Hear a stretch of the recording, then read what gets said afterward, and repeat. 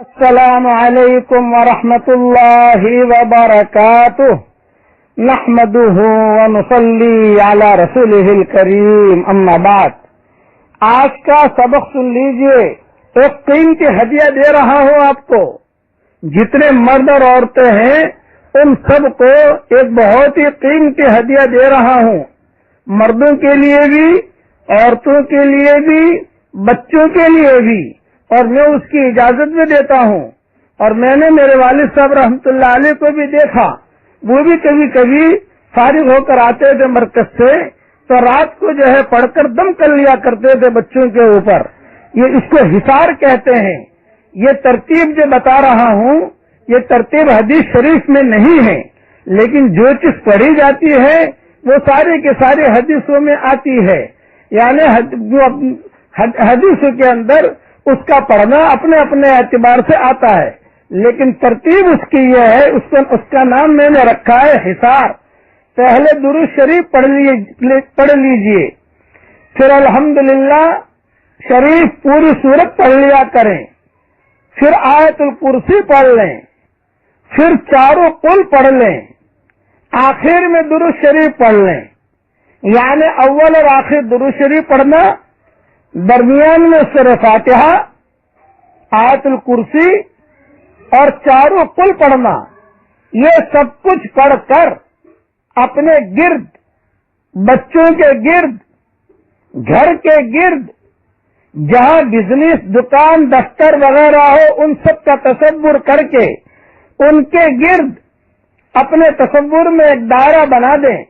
جس چیز کے گرد آپ دائرہ بنا دیں گی وہ سب چیزیں انشاءاللہ اللہ رب العزت کی حفاظت میں آ جائے گی۔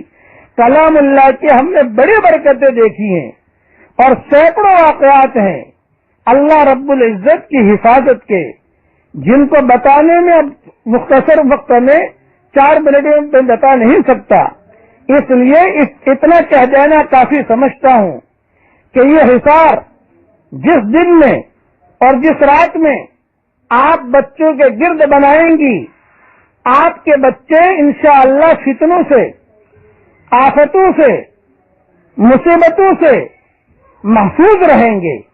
اور جس دن کوئی مصیبت آنی ہوگی مقدر کے اعتبار سے، آپ دیکھنا کہ آپ اس عمل کو بھول بیٹھیں گی تب کوئی مصیبت آئے گی، ورنہ تو اللہ رب العزت کی حفاظت میں رہیں گے۔ بہت جاندار نسخہ ہے، سلف صالحین کا یہ معمول رہا ہے۔ علماء نے لکھا ہے کہ سلف صالحین کا یہ معمول رہا ہے، اور ہم نے ہمارے دور میں بھی ہمارے اکابرین کو دیکھا۔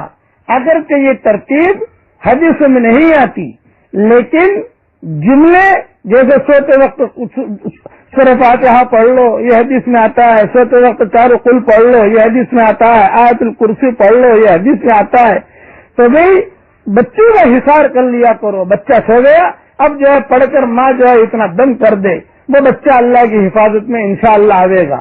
پھر بچہ جو بڑا ہو گیا، اس قابل ہو گیا کہ خود پڑھ لے تو بہت اچھی چیز ہے، لیکن خود بچہ چھوٹا ہے۔